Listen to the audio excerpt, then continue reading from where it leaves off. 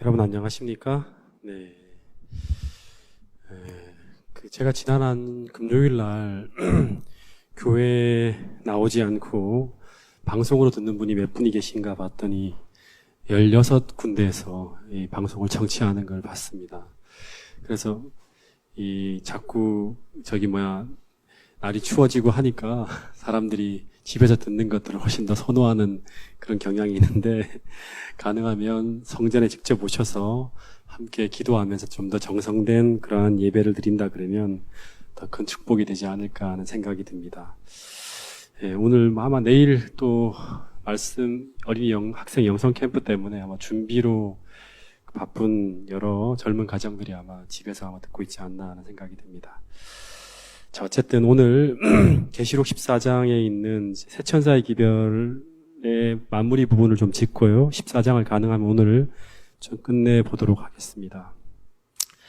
지난번 화요일에 우리 이제 새천사의 기별이 무엇인지를 용어들을 쭉 설명하면서 하나하나 다 설명을 해드렸어요. 그죠? 지금까지 했던 그 내용들은 아마 7편 되나요? 새천사의 기별.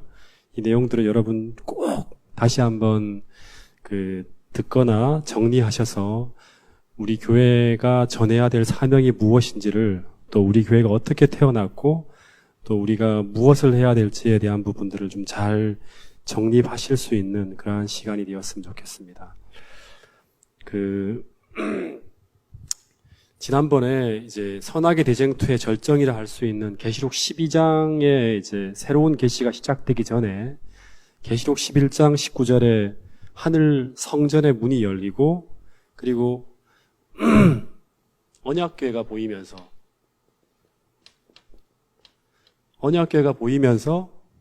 마지막 시대의 이야기가 시작되었다 그랬죠. 그죠? 그래서 이 성소의 기구들에 담긴 의미와 교훈들을 우리가 알지 못하면, 성소를 연구하지 않으면, 성소를 청량하지 않으면 우리는 이 선악의 대쟁투의 중심 이슈를 놓칠 수가 있어요. 다시 말해서 이 마지막 계시는 어떻게 보면 언약궤죠. 이걸 이제 다른 말로 하면 법궤라 그럽니다. 법궤라 그러는데 이 법궤를 놓고 벌이는 전쟁이 될 수 있습니다. 이 법궤가 놓여진 곳은 뭐죠? 지성소죠. 예. 그러니까 이 지성소를 사단이 직접 공격하는 게 아니라 여기에 담겨있는 사상을 가지고 살아가는 사람들의 이 사상을 혼란시키거나, 또는 우리가 중심으로 잡아야 될 개념들을 놓치게 만들거나, 이 믿음으로 살지 못하게 만드는 일들이 마지막에 벌어진다 그랬습니다. 아니, 성소는 재림교회만큼 잘 연구하는 곳이 없어요. 성소론이라 그래서 우리가 많이 연구를 하죠. 그죠? 자, 다시 한번 조금만 더 오늘 공부를 좀 해보면요. 성소는 개념만 정립해야 되니까 디테일하게 공부는 안 하겠지만, 이 새천사의 기별을 우리가 공부하면서 좀 정리해야 될 게 뭐냐 그러면, 성소는 크게 두 부분으로 나눌 수 있어요. 두 부분. 하나는 뜰이죠. 그죠? 하나는 성소예요. 성소. 네. 성소예요. 뜰과 성소로 나누어지는데, 이렇게 대각선으로 그어보면 이 제일 가운데 뭐가 있다? 번제단이 있고, 이렇게 대각선으로 쭉 그어보면 이 가운데 뭐가 있냐 그러면 이 지성소 가운데 있는 법궤가 놓여져 있어요. 법궤.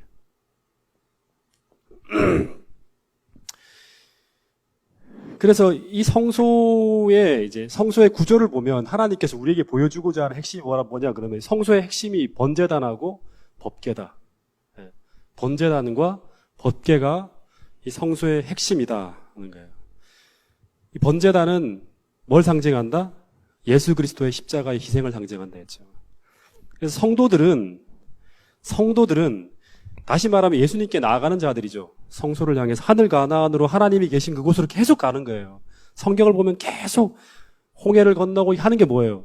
하나님이 계신 곳, 하늘 가나안으로 가는 거예요. 계속 가는 거예요.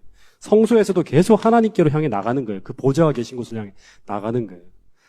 근데 이 성도들은 예수님께 나아가는 자들인데, 그들은 예수님이 나의 죄를 대신해서 십자가에 돌아가신 나의 구주임을 확신하는 그 믿음을 가지고, 그 믿음을 가진 자가 그 그리스도의 보혈을 의지해서 성소 안으로 나가는 거예요. 그래서 이 확신, 예수님께서 나를 사랑하사 나를 위해 자기 몸을 버리셨다는 이 나를 향한 엄청난 사랑과 이 희생에 대한 확신이 바로 뭐냐 그러면 예수 믿음의 기초고요. 이것이 바로 뭐냐 그러면 구원이에요. 여기서 구원이 시작되는 거예요. 네. 성소는 명쾌하게 보여주는 거예요. 그 중심에 이게 번제단이 있는 거예요. 그래서 이 구원받은 결과가 다시 말해 이 믿음은 즉각적으로 어디와 연관된다? 법궤 안에 들어있는 십계명, 하나님의 언약과 연관되어집니다. 그래서 그 계명에 의해서 이 믿음이 증명되어진다 했죠. 그러니까 이 믿음이 이 사람이 진짜 번제단에 이 믿음을 가지고 나갔는가는 이 법궤 안에 있는 이 계명을 통해서 증명되어지는 거예요. 그 믿음은 보이지 않는 마음속에 담겨진 거예요. 근데 이것이 드러나고 증명되어지는 것이 바로 뭐다? 이 사람이 계명에 대해 순종하는가 하는 걸 보면 돼요. 이 계명에 비추어 살아가고 있는가를 보면 되는 거예요. 그래서 여러분 하나님의 사랑을 입은 성도들은 이 참된 믿음을 가진 사람들은 이 십계명의 정신인 그리스도에 대한 사랑의 동기를 가지고 이 번제단이죠. 이 번제단을 가지고 계명을 따라 살아감으로 자기가 구원받은 자임을 증명한다는 거예요. 하나님의 믿음을 증명하는 거예요. 법궤를 통해서. 하나님의 믿음을 예수에 대한 믿음을 법궤를 통해 증명하는 거예요. 하나님의 믿음, 예수의 믿음을 가지고 하나님의 계명을 지키는 자들이 바로 뭐다? 성도들이다. 딱 이제 정리가 되죠, 그죠? 네. 조금만 더 설명하면 이제 조금 더 이제 이 쉽게 세 천사의 기별을 조금 더 설명을 하면 성소를 통해서 여러분 번제단은 성소로 들어가는 제사의 기초요 핵심입니다. 다시 말해 이 번제단을 거치지 않은 모든 의식은 하나님이 인정하지 않아요. 그죠? 성소, 등대, 떡, 분향단 전부 다 뭐를 가지고 번제단에서 피어오르는 이 불을 가지고 다 채워라 합니다. 네. 그러니까 이거를 가지고 하지 않으면 다 하나님이 무효로 생각해요. 심지어 나답과 아비후인가요? 그 사람이 성소에서 이 번제단에 채화된 불이 아니라 다른 불을 가지고 이 불을 붙이려 하다가 죽잖아요. 네. 다시 말하면 이 성소에 나와 있는 모든 것들은 다 상징이에요. 상징이 깨지면 안 되는 거예요. 그죠? 그래서 뜰에서 가장 중요한 기물이 바로 뭐다? 번제단이다. 다시 말해 이 예수의 믿음이 성소의 기물 중에 가장 중요한 기초이자 가장 중요한 거예요. 제사의 기초예요. 이게.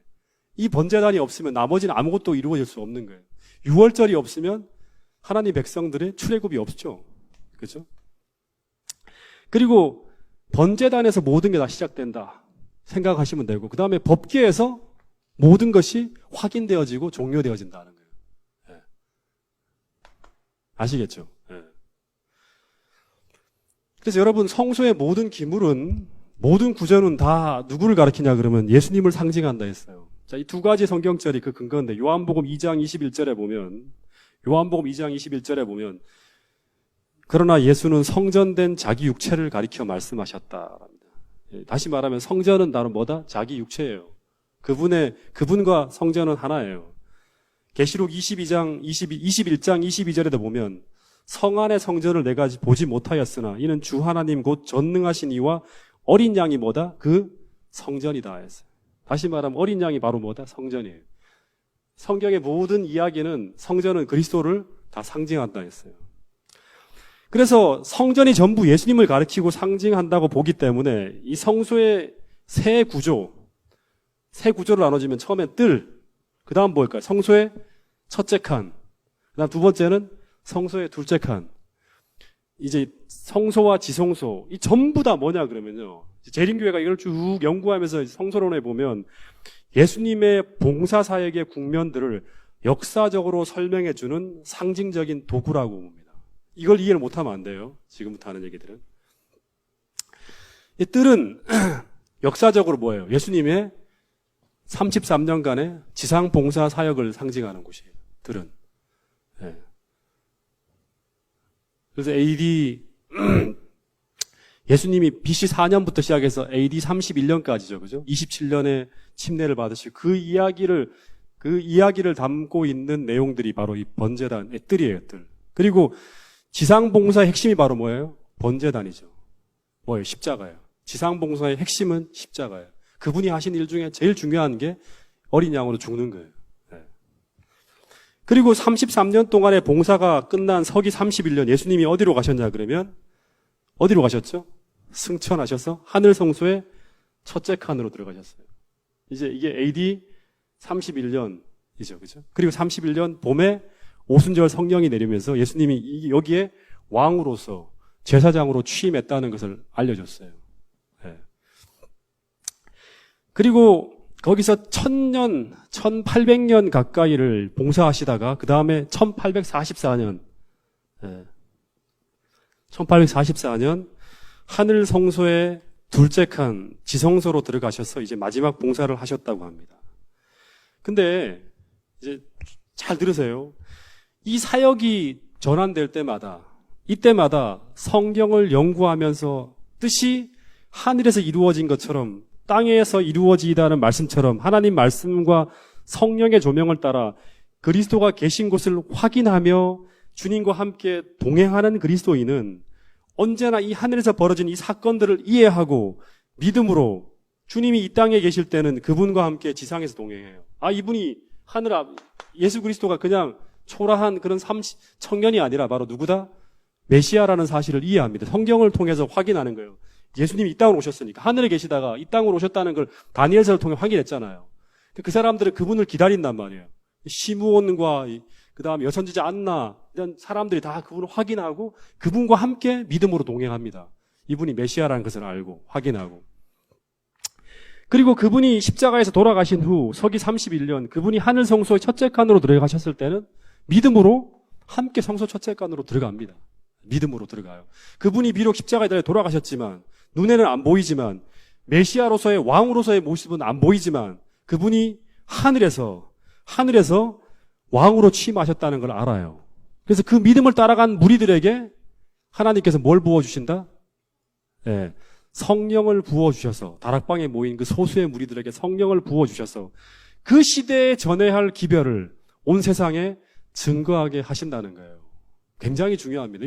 하나님과 동행한다는 것은 뜻이 하늘에서 무엇이 이루어졌는지를 성경을 통해서 확인하고 성령의 조명을 받으며 가는 거예요. 근데 여기서 유대인들은 하나님께서 어디 계신지 모르죠. 메시아가 이 땅에 오신 것도 모르고 아무것도 몰라요. 그러니까 그들은 다 끊어지는 거예요.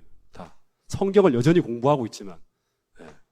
마찬가지로 1844년 예수님이 성소의 첫째 칸에서의 봉사를 마치시고 성소 둘째 칸 지성소로 들어가셔서 인류를 위한 마지막 봉사를 시작하셨는데 이때 땅에서 또 이 사실을 이해하고 그분을 따라 지성소로 들어간 사람들이 있는데 이들에게 하나님은 온 세상에 전해야 할 이 기별을 증거하게 하시고 동일하게 성령을 부어주셔서 이 사업을 마치게 하신다는 사실을 우린 이해한다는 거예요. 이해해야 돼요. 네, 굉장히 중요합니다. 예수님의 중보 사업을 통하여 축복을 받을 수 있는 사람들은 위대한 속죄 사업을 행하시는 예수님을 믿음을 따라가는 사람들 뿐이다라고 대쟁투 학원 430쪽에 나와 있는 말씀이에요. 셋째 천사는 위를 가리키며 실망한 자들에게 하늘 지성소로 가는 길을 보여주는 것을 보았다. 그들은 믿음으로 지성소에 들어가 예수님을 만났다라는 말을 합니다. 만났다. 그래서 엘렌 화이트의 글 가운데 보면 대쟁투 학원인지 초기 문집이 정확하게 모르겠습니다. 거기 보면 유대인들이 예수님이 돌아가시고 난 다음에도 여전히 뭘 합니까? 제사를 지내는 거예요. 의미 없는 제사를 지내는 거예요. 똑같이 예수님이 지금 하늘 지성소에 계신데 이 예수님이 계신 것을 모르고 여전히 성소를 향해서 기도하는 무리들을 보았다. 뭐 이런 얘기가 나와요. 그들은 하나님과 관계없이 다른 방향으로 가는 거예요. 도움을 받지 못하고. 그런 얘기를 이제 대쟁투 학원과 초기 문제에 보면 나와 있습니다. 여러분, 이 셋째 천사의 기별은 우리로 하여금 예수님께서 계신 곳을 보여줍니다. 다시 말하면 지상에서 하늘 성소로 이동하신 예수님 그리스도를 이제 초기 교회가 그걸 봤던 것처럼 비록 이 땅에서는 메시아가 눈에 보이지 않지만 성경이 가리키는 그 모습을 보잖아요. 그러면서 그 믿음으로 주님과 동행한 사람들이 누구냐 그러면 뭐 스테반이나 이런 사람들이에요. 이 스테반이 마지막 때 어떻게 하죠? 자기가 돌멩이에 맞아 죽으면서 어떻게 합니까? 믿음으로 뭘 보죠? 예수님께서 하나님 보좌 우편에 앉아 있는 걸 보는 거예요. 그 믿음으로 말미암아 그가 그 죽음을 이기고 예수님과 똑같은 정신으로 자기를 죽이는 사람들을 그리스도의 정신으로 용서합니다. 성령의 충만함을 받아갖고 그리스도화 되어진 거죠. 그죠? 그 동일한 모습을 나타내는 거예요. 그분과 함께 있다는 걸 증명하는 거예요. 그리고 거기에 죽으면서 봤던 그 내용들은 바로 뭐냐 그러면 예수님께서 지금 눈에는 보이지 않지만 지금 어디에 계신가를 보는 거예요. 하늘 보좌에 하나님 우편에 앉은 것을 믿음으로 보고 그가 승리하는 거예요. 여러분, 이 역사의 마지막에 임하는 이 세 천사의 기별은 하늘 지성소에 계신 그리스도를 보여줍니다. 다시 말해서 대실망을 했지만 이들이 대실망을 했는데 성경을 통해서 그분을 찾죠. 잃어버린 그분을 찾는 거예요. 아, 그분이 이 땅에 오신 것이 아니라 어디에 계신다? 하늘 지성소에서 마지막 우리를 맞이하기 위한 마지막 중보 사업을 한다는 것을 믿음으로 보는 거예요. 그리고 뜻이 하늘에서 이루어진 것처럼 우리는 그 똑같은 모습으로 그 일에 맞춰서 우리 따라가는 거예요. 이 땅에서. 무엇을 해야 될지 알고 따라가는 거예요. 그리스도의 재림을 준비하면서. 그래서 믿음으로 주님이 계신 지성소에 함께 들어가게 된다는 이 말은 역사의 마지막에 그분의 지성소에서 행하시는 그 일을 셋째 천사의 기별을 통해서 먼저는 깨달아야 돼요. 이해를 하고 그리고 믿음으로 그분과 함께 이 땅에서 해야 될 그 일을 행하면서 그대로 살아가는 사람들을 가지고 주님과 함께 그분이 계신 지성소에 함께 머문다 그러는 거예요. 그 사람들이 그 정신으로 살아가는 사람들에게 역사의 마지막에 무엇이 부어진다? 이 셋째 천사의 기별을 증거하기 위한 성령이 늦은 비 성령이 임한다는 거예요. 여러분 한 가지만 좀 더 얘기하고 완전 세 천사의 기별을 정리를 이제 거의 끝낼게요. 출애굽기를 통해서 보면 이제 이 땅에서 하늘 가나안까지 가는 여정이 쭉 나오죠. 6월절에서 십자가의 피를 의지한 사람들이 홍해를 건너서 광야를 거쳐서 요단강을 건너는 거예요. 그죠? 그리고 하늘 가나안을 가는데 마지막에 거치는 게 바로 뭐예요? 마지막에 거치는 게 요단강이잖아요. 마지막에 거치는 장애물이 요단강이에요. 예. 이게 마지막이에요, 마지막. 예. 근데 이 요단강을 건널 때 이제 하나님의 지시하심을 오면 이들이 뭐를 짊어지고 건너죠? 뭐를 짊어지고 건넙니까? 법궤를 짊어지고 건넙니다. 법궤는 어디 있는 거다? 지성소에 있는 거예요. 지성소에 있는 거예요. 마찬가지로 성소의 마지막 한 지성소 시대에 마지막 시대를 살아가는 그리스도인들은 지성소의 핵심인 계시록 11장 19절에 보면 언약궤가 보이잖아요. 그죠? 언약궤인 하나님의 언약인 이 하나님의 법을 담고 있는 하나님의 법궤를 무엇으로? 예수의 믿음을 가지고 짊어지고 마지막 하늘 가나안으로 들어간다는 걸 볼 수 있어요. 6월절을 거치고 6월절 번제 다니잖아요. 똑같은 과정을 쭉 걸어가는 거예요. 만나 내리죠. 여기 떡상 다 하나님께서 이 성소에서 우리를 위해 봉사하실 때 예수의 믿음으로 계속 전진하게끔 만들어주고 그 다음에 하나님 말씀을 공급하고 성령의 조명을 하고 계속 하나님 앞에 분향단의 기도를 하시면서 우리를 도와주시는 이 예수님께서 마지막 때 우리를 도와주기 위해서 필요한 게 뭐냐 그러면 속죄소, 예수의 믿음과 하나님의 법궤예요. 이거를 짊어지고 마지막을 넘어가는 거예요. 그러니까 마지막 때 하나님과의 언약의 핵심인 이거를 부수기 위해서 사단은 최선을 다하겠죠. 하나님의 백성들은 이걸 짊어지고 가야 된다. 마지막에 요단강을 건너갈 때. 그래서 이 법궤를 짊어지고 끝까지 그 시대를 살아가는 자들에게 하나님은 13절 이제 이런 축복을 부어 주신다고 합니다. 13절을 계시록 14장 13절 자 읽어보겠습니다. 세 천사의 기별이 완전히 끝나는 게 이거래요. 이 구절이라 그럽니다. 자 읽어보겠습니다. 시작. 또 내가 들으니 하늘에서 음성이 나서 이르되 기록하라. 지금 이후로 주 안에서 죽는 자들은 복이 있도다 하시매 성령이 이르시되 그러하다. 그들이 수고를 그치고 쉬리니 이는 그들의 행한 일이 따름이라 하시더라. 자 여기 보면 지금 이후라는 말이 나와요. 지금 이후로 주 안에 잠든 자들은 복이 있다 그래요. 지금 이후라는 말이 언제를 말할까요? 지금 이후. 예? 지금 이후라는 말은 이제 이 12장부터 해서 쭉 지켜본다 그러면 요한계시록 13장과 14장의 배경과 상황을 설명하는 거예요. 지금 이후라는 거예요. 13장과 14장의 배경. 다시 말하면 마지막 선악의 대쟁투의 마지막 싸움에 참여한 자들이 당할 고난과 투쟁에 이제 뭐가 있다? 보상이 있다는 말을 하는 거예요.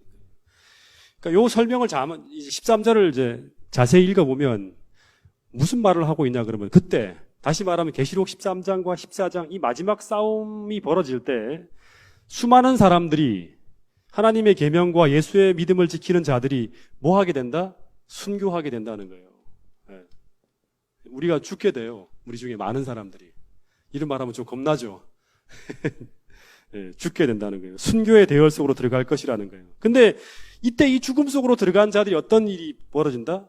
복이 있다 하는 거예요. 죽는 사람은 복이 있다 하는 거예요. 축복이 있다 하는 거예요. 예. 다시 말해 짐승의 표가 강요되어지고 새 천사의 기별이 하늘의 능력을 받아 큰 소리로 전해질 때 온 땅의 사람들이 두 물리로 쫙 갈라질 때 진리의 편에 굳게 선 자들의 죽음은 어떤 죽음이다? 복된 죽음이라는 거예요. 예. 재앙으로 말미암아 죽는 사람들의 죽음이 아니라 진리의 편에 굳게 선 자들의 죽음은 복된 죽음이라는 말은. 그러니까 이때 죽는 사람들이 바로 이제 뭐를 말하는 거예요? 이게 무슨 환란이에요? 야곱의 환란은 아니죠. 야곱의 환란 때는 안 죽어요. 무슨 환란? 작은 환란이라 그러는데 무슨 환란이라 그러죠? 요셉의 환란이라 그래요. 이거 우리가 이제 재림교회에서 붙인 이름이에요. 요셉의 환란, 야곱의 환란이라고. 다니엘 11장 44절 한번 볼게요. 다니엘 11장 44절. 잠깐 이렇게 연결을 시켜야 됩니다. 예. 다니엘 11장 44절에 보면 죽는 사람들이 나와요. 예. 그리고 계시록 13장 마지막에도 이제 몇이든 죽이게 한다는 말이 나오죠. 이 짐승의 표를 받지 않는 사람들은 죽인단 말이에요. 다시 말해 짐승의 표를 받지 않는다는 말은 뭐예요? 일요일 휴업령이 내리고 난 다음에 이것을 거부하는 사람들을 어떻게 한다? 죽인다는 거예요. 예. 그리고 다니엘 11장 44절에 보면 무슨 말이 있죠? 그러나 동북으로부터 소문이 이르러 일요일 휴업령이 내릴 때 동시에 뭐가 이르는 거예요? 동북으로부터 소문이 이르러 오는 거예요. 그러니까 동북으로부터 오는 소문이 뭐다? 새 천사의 기별이라 했죠. 동쪽이라는 말은 하나님이 계신 곳이에요. 하나님이 계신 곳에서부터 오는 소문은 기별이에요. 그 기별이 누구를 번민케 한다? 북방왕을 번민케 하는 거예요. 예. 북방왕을 번민케 함으로 그가 분노하여 나가서 많은 무리를 어떻게 한다? 도륙하고 진멸코자 한다 하는데 이게 바로 뭐다? 요셉의 환란이에요. 이 일로 말미암아 짐승의 표를 거부한 많은 사람들이 어떻게 한다? 순교한다는 거예요. 그런데 저희의 수고가 복음을 전하다 순교하는 그 죽음의 수고가 주 안에서 어떻게 된다? 헛되지 않을 것이라 그러는 거예요. 그리고 잠시 지칠 대로 지친 그 힘든 수고로부터 하나님 안에서의 어떻게 믿음으로 쉬는 참된 안식을 얻게 된다고 하는 거예요. 다시 말하면 이 참된 안식이라는 말은 뭐예요? 영원한 잠이 아니다. 너희가 죽는 게. 그리고 저들이 행한 일에 보상이 따르는 잠시 후에 부활의 축복을 경험하게 될 것이라고 약속하는 거예요. 여러분 이 믿음으로 가지고 살아가는 사람들이 바로 누구다? 바로 오늘 우리들이라는 거예요. 하나님과 함께 동행하는 사람들은 스테반처럼 하나님께서 보좌 우편에 앉아서 온 우주를 통치하시고 나를 통치하시고 계신다는 사실을 믿는 사람들은 그걸 믿음으로 보고 가는 사람들은 이 죽음을 극복하고 나가는 거예요. 예. 이 축복을 믿고 확신하고 가는 거죠. 예. 자, 그리고 14절부터 20절까지에 보면 두 가지의 추수가 나옵니다. 좀 긴 구절인데 좀 빠르게 한번 읽어볼게요. 빠르게. 자, 우리 지은이가 빠르게 한번 읽어봐요. 14절부터 20절까지. 오늘 이 14장을 끝내버리려고 그럽니다. 자. 또 내가 보니 흰 구름이 있고 구름 위에 인자와 같은 이가 앉으셨는데 그 머리에는 금 면류관이 있고 그 손에는 예리한 낫을 가졌더라. 또 다른 천사가 성전으로부터 나와 구름 위에 앉은 이를 향하여 큰 음성으로 외쳐 이르되 당신이 낫을 휘둘러 거두소서. 땅의 곡식이 다 익어 거둘 때가 이르렀음이니이다 하니 구름 위에 앉으신 이가 낫을 땅에 휘두르매 땅의 곡식이 거두어지니라. 또 다른 천사 하늘에 있는 성전에서 나오는데 역시 예리한 낫을 가졌더라. 또 불을 다스리는 다른 천사가 제단으로부터 나와 예리한 낫 가진 자를 향하여 큰 음성으로 불러 이르되 내 예리한 낫을 휘둘러 땅에 포도송이를 거두라. 그 포도가 익었느니라 하더라. 천사가 낫을 땅에 휘둘러 땅에 포도를 거두어 하나님의 진노의 큰 포도주 틀에 던짐에 성 밖에서 그 틀이 밟히니 틀에서 피가 나서 말 굴레까지 닿았고 1600 스타디온에 퍼졌더라. 예, 여기 보면 14절부터 이제 20절까지는 한마디로 하면 뭘까요? 제목을 붙인다 그러면 두 가지의 추수죠. 두 가지의 추수가 나옵니다. 이제 여기서부터 계속 두 가지로 나와요. 나눠집니다. 쫙쫙 나눠져요. 그러니까 다시 말해 이제 마지막 때 선포되어지는 새 천사의 기별로 하나님 백성과 악인들 사이에 완전히 구분이 지어져요. 지금은 우리 교회 안에도 또는 뭐 하나님 믿는 백성들과 이게 다 섞여 있어요. 근데 이 마지막 때 새 천사의 기별로 완전한 구별이 이루어진다는. 그리고 이제 재림 때 두 가지의 추수가 이제 나타나는 거예요. 두 가지의 추수로. 그 추수는 바로 뭐다? 이 정도는 애워놔야 됩니다. 구조적으로. 하나는 뭐야? 알곡의 추수죠. 또 하나는 포도송이죠. 하나의 추수는 알곡의 추수, 또 하나는 포도송이의 추수예요. 그래서 이 새 천사의 기별로 말미암아 짐승의 표를 받는 사람들은 포도송이로 가는 거고요. 예. 자기의 소속이 이제 바벨론이라는 걸 확정 지은 사람들은 짐승의 표로 가는 거고, 포도송이로 가는 거고, 알곡은 하나님의 인을 받은 사람들이죠. 이걸 다시 말하면 안식일 예배 드리는 사람, 여기는 일요일 예배 드리는 사람, 이렇게 나눠지는 거예요, 마지막에.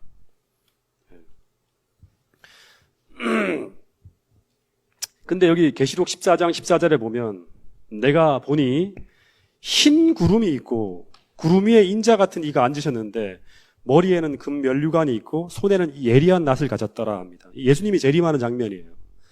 근데 이 재림 장면에 꼭 등장하는 것이 뭐예요? 이제 이 하나를 이제 확실하게 좀 알아봅시다. 구름이라는 나음이 나와요. 구름. 재림할 때 항상 같이 오는 게 뭐예요? 구름이죠. 계시록 1장 7절에도 볼지어다 뭘 타고 오시리라? 구름을 타고 오시리라. 마태복음 26장에서도 예수님이 가야바 부정에 서셨을 때 하시는 말씀을 보면 인자가 권능의 우편에 앉은 것과 하늘 구름을 타고 오는 것을 보리라. 근데 이 구름이 실제 구름일까요? 손오공이입니까 예수님이? 구름 타고 다니게? 예? 이 구름이 뭐예요? 설명을 한번 했는데. 예? 네? 영광이에요, 영광. 예. 출애굽기 40장이나 열왕기상 8장에 보면 성소가 봉헌되어지고 난 다음에 쉐카이나의 이 영광이 충만할 때 그 안에 가득 채워진 것이 뭐였다? 연기였어요. 연기라 그럽니다. 근데 이 연기처럼 보이는 이 영광의 충만한 광채가 바로 뭐냐 그러면 예수님이 이 땅에 오실 때 구름처럼 보이는 모습이라 그럽니다. 연기가 바로 구름처럼 보이는 거잖아요.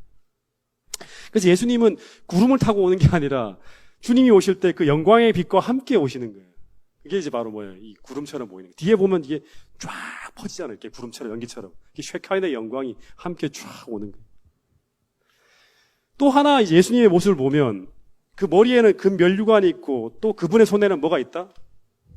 예, 이한 낫이라는 건 예리한 낫이 있어요. 이것도 이제 우리가 봐야 됩니다. 여러분, 예수님이 이렇게 옵니까? 예리한 낫을 쫙 들고 이렇게 옵니까? 아주 무섭지 않습니까? 네? 여러분, 예수님이 이 땅에 오시는데 왜 시퍼런 낫을 들고 오죠? 네? 정말 이 땅에 오실 때 예수님이 시퍼런 낫을 들고 오실까요? 네? 이 장면은 상상만 해도 섬뜩합니다. 시퍼런 낫 하나를 들고 온다면 이건 뭐예요? 의미가 있는 거죠. 네. 낫은 뭐를 위한 도구다? 추수를 위한 도구예요. 추수를 위한 도구. 다시 말하면 연글고 연글어서 어떤 수확물로 확정되어진 결과물을 거두어 들이시는 한 상징적 의미로 낫이 등장하는 거예요. 추수 직전에 이 곡식들을 연글게 하기 위해서 이 땅 끝에, 이 세상 끝에 전파되어지는 기별이 바로 뭐였죠? 새천사의 기별입니다.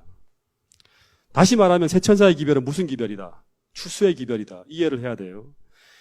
이 세상에 가장 힘있게 이 기별이 울려 퍼지면 모든 하나님의 알곡들은 신속하게 숙성되어집니다. 다시 말해서 이 새천사의 기별이 일요일 교회로부터 시작해 온 세상에 막 전파되어지면 사람들이 이 기별을 성령의 충만함 우리가 증거하게 되면 이 기별들은 세상에 존재하는 수많은 하나님 백성들을 다 뭘로 만드냐 그러면 알곡으로 막 신속하게 숙성되어지게 만듭니다. 성장하게 만들어줘요. 그래서 이 기별과 함께 필히 동반되어지는 게 무엇이다? 새천사의 기별과 함께 반드시 따라가는 게 뭐다? 예? 추수를 위해 이 땅에 쏟아져야 할 비, 바로 뭐예요? 늦은 비 성령이에요. 늦은 비, 곧 새천사의 기별 같이 가는 거예요. 새 천사의 기별은 추수의 기별이고 추수를 하기 위해서는 알곡들을 어떻게 해야 돼? 이 기별을 들을 때마다 사람들이 이 기별들을 살기 위해서 막 움직일 때마다 늦은 비 성경이 막 부어져 갖고 그 사람들로 하여금 하나님 백성으로 막 완전 만들어 가야 돼요. 변화를 막 확 시켜 나가야 되는 거예요. 예. 여러분, 그래서 성령은 이 기별을 증거할 때, 이 기별대로 살려고 할 때 계속 성령이 부어진다. 예. 마지막 하나님 백성으로 막 만들어 가는 거예요. 그래서 어떤 사람들은 마지막 때 어떤 사람들은요, 갑자기 엄청난 어려움이 닥쳐서 엄청난 어려움 속에서 어마어마한 고민을 하는 사람들을 엘렌 화이트는 그 당시에 보게 돼요.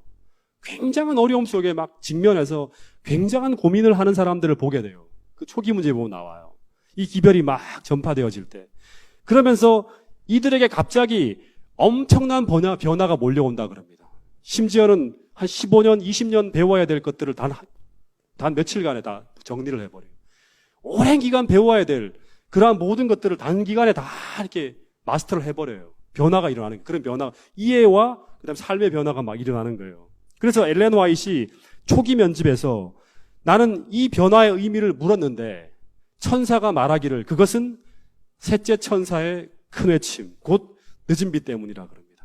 그러니까 마지막 때 오늘 우리가 어려움과 막 시련이 닥쳐올 때마다 우리가 그것을 타고 날아가고 변화되어지는 그 경험을 하는 사람들은 마지막 때도 그 어려움이 올 때 어떻게 합니까? 그걸 타고 날아올라요. 믿음으로. 성령의 충만함을 가지고 극복하면서.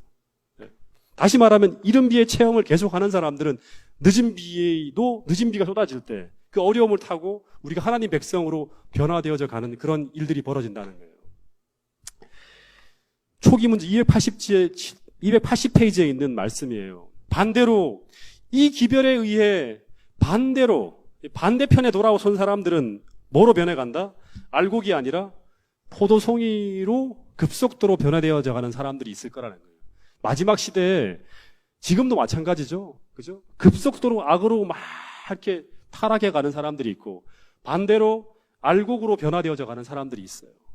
이 두 무리라 그럽니다. 이걸 계속 엘렌 화이트는 한 무리는 이 단으로 한 무리 이 단으로 이제 만들어져 가는 사람들의 모습을 보았다 하는 것들을 많이 이렇게 이제 기별 가운데 적혀 있는 걸 우리가 보게 됩니다. 여러분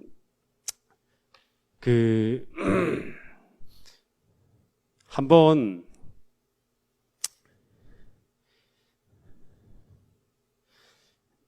정리를 좀 한번 해볼게요. 마지막 시대 이제 이 타임 스케줄을 좀 한번 이렇게 좀 잠깐 좀 정리를 해볼게요. 쭉쭉 계속 지금 나가고 있는데 이해를 하시는 분들은 있지만 잠깐 한 번 더 정리를 해보면 제일 먼저 계시록 13장 종말에 벌어지는 사건들을 좀 보면요. 종말에 첫 번째는 짐승의 표가 강요되어집니다. 그러니까 이제 사단의 편에서의 먼저 공격이죠. 그러니까 짐승의 표가 뭐예요? 정리하면 이건 일요일 휴업령이다. 꼭 기억해야 돼요. 이제 뭐 다른 것들은 모두 지엽적인 거고 핵심은 일요일 휴업령이에요. 짐승의 표는. 짐승의 편에 섰다. 그러면 일요일 휴업령을 받아들이는 거예요. 네. 이걸 결정 나는 거예요.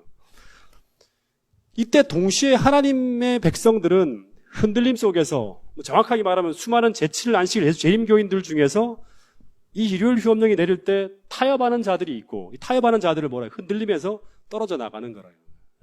타협하는 자들이 있고 그리고 남은 무리들은 이제 다시금 남은 무리들이 만들어지겠죠. 남은 무리들은 동시에 이 짐승의 표를 반박하면서 이게 백슬라이드들이 흔들림에 나가는 사람들이 있고 남은 무리들은 동시에 이 짐승의 표를 반박하면서 바벨론의 실체를 폭로하는 셋째 천사의 기별을 외치기 시작합니다.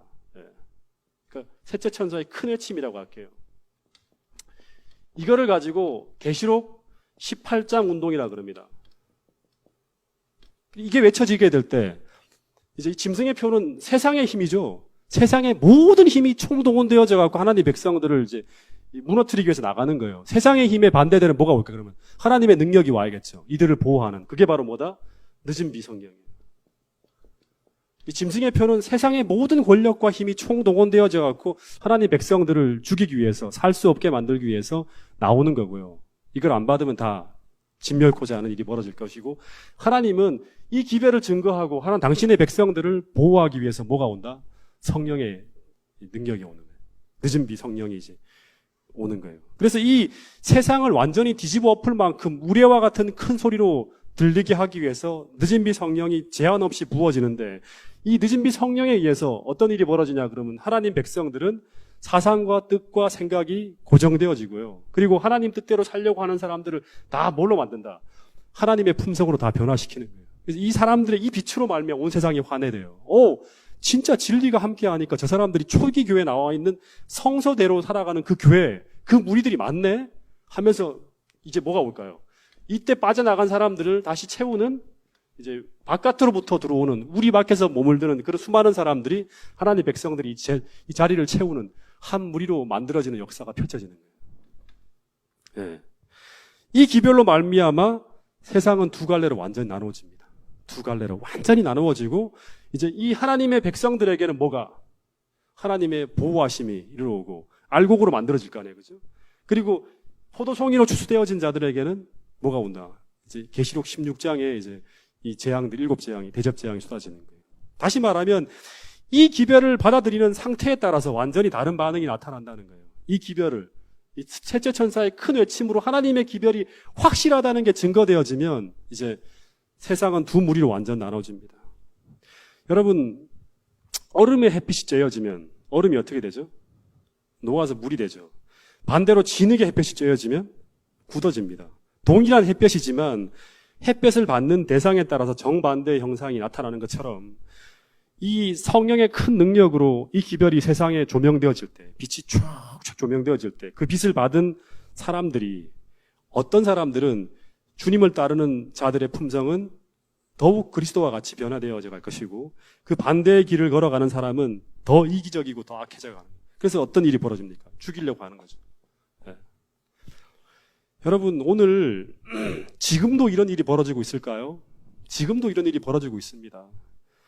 내 의식의 관심이 점점 더 세속적이고 이기적이고 육신적인 쪽에만 관심이 점점 더 흘러가고 있다면 난 알곡의 길이 아니라 포도송이의 길을 향해서 걸어갈 수 있는 거예요. 지금 내 방향이. 혹 내가 영적인 것을 더 좋아하고 주님을 생각하는 시간과 그분을 순종하고 따르기 위한 그런 일들에 관심을 가지고 더 말씀과 기도와 예배에 흥미를 가지게 되고, 내 마음이 자꾸, 내 마음속에 그리스도와 같은 마음들이 자꾸 생겨나고 있다면 나는 알곡을 향해서 이제 걸어가고 있는 거예요. 자기 자신이 자기 자신을 정확하게 알 수 있어요. 여러분, 혹시 우리가 지금 제 설교를 듣고 있는 이 지금 여러분들의 마음속에서 내가 알곡을 향해 가고 있는 그런 상태가 아니라 그 반대로 자꾸 향해 가고 있다면 우리는 어떻게 해야 될까요? 회개하고 각성해야 돼요. 아직도 기회가 있는 거예요. 각성하고 방향을 전환시켜야 돼요. 여러분, 이 분리 작업이 끝나는 순간, 그게 언제인지는 몰라요. 그 분리 작업이 끝나는 순간 중립은 있다 없다? 중립은 없어요. 한 무리는 곡식으로 추수되어지고 한 무리는 포도송이로 추수되어지는 거예요.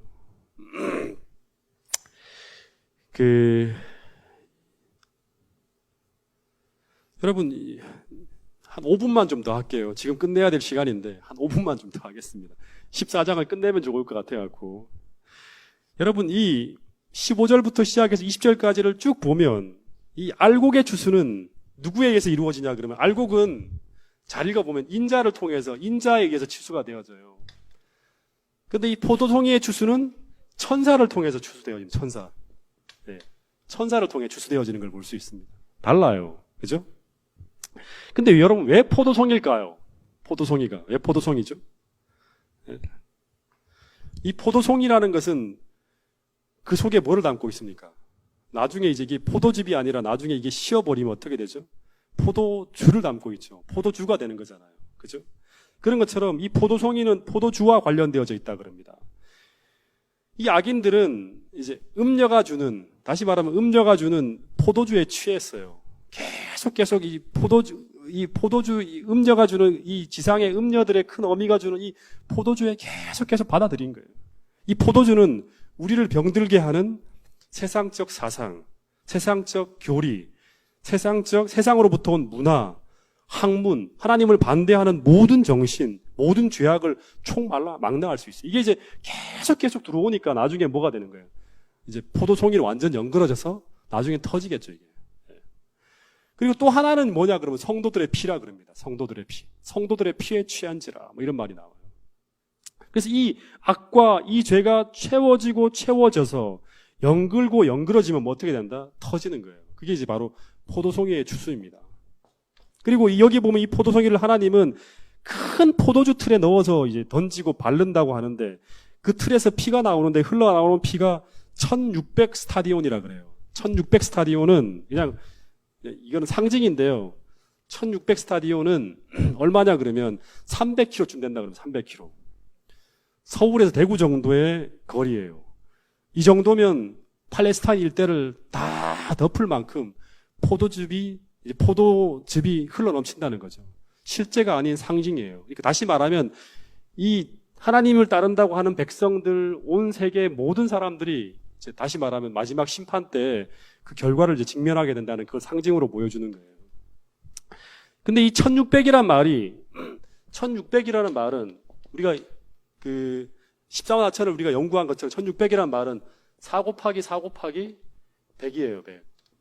근데 이 4라는 단어가 이제 그 뭐냐 그러면 계시록을 통해 본다 그러면 계시록 7장에 보면 하늘 사방에 천사들이 이제 바람을 붙잡고 있죠. 사방이라는 말은 뭐예요? 온 세상이죠. 그리고 계시록 9장에서도 땅 사방이라는 말이 나와요. 땅 사방에 결박한 천사들이라는 말이 나와요. 그리고 마태복음 24장 31절에도 보면 예수님께서 이제 나팔을 불 때 하늘 사방에서 천사들이 날아가서 하나님 백성들을 모은다는 그런 말이 나와요. 그래서 이 사방이라는 말은 전 세계를 의미합니다. 그래서 이 1600 스타디온이라는 말은 4가 중복으로 적혀 있잖아요. 이 하나님의 진노가 전 세계적 규모로 집행될 것을 말하고 있는 거예요. 다시 말하면 이 포도즙이 터지면서 온 세상이 붉은색으로 뒤덮일 그런 날이 올 것이라는 거예요. 여러분, 그래서 오늘 이 말씀을 들으면서 다시 한번 이 모든 미래가 우리 앞에 있다는 사실을 우리가 생각하고요. 신명기 때 그 모세가 얘기했잖아요. 너희들의 앞에 뭐가 있다? 생명의 길과 저주의 길이 있다는 거예요. 생명의 길과 저주의 길이 놓여져 있는데 이 두 길 중에 하나님이 보여주시는 이 길, 포도송이로 추수되어진 이 길을 따라갈 것인가? 하나님의 백성을 알곡으로 연그러지는 그 길을 따라갈 것인가? 주님은 분명하게 우리 앞에 길을 제시해 놓고 있어요. 선택하라고 합니다. 여러분, 오늘 우리 모두 이 자리에 앉아 계신 여러분들은 다 알곡으로 추수되어지기를 바라는 마음으로 이 자리에 왔잖아요. 그죠? 오늘 교회만 왔다 갔다 하는 것이 아니라 이 새 천사의 기별을 통해서 주님께서 진정으로 바라시는 그러한 사상으로 무장해서 마지막 시대에 하나님 주시는 그 성령의 능력으로 그리고 그 성령의 비로 우리 모두가 알곡으로 추수되어지는 그러한 길을 걸어갈 수 있는 여러분과 저가 될 수 있기를 간절히 바라면서 말씀을 줄이도록 하겠습니다.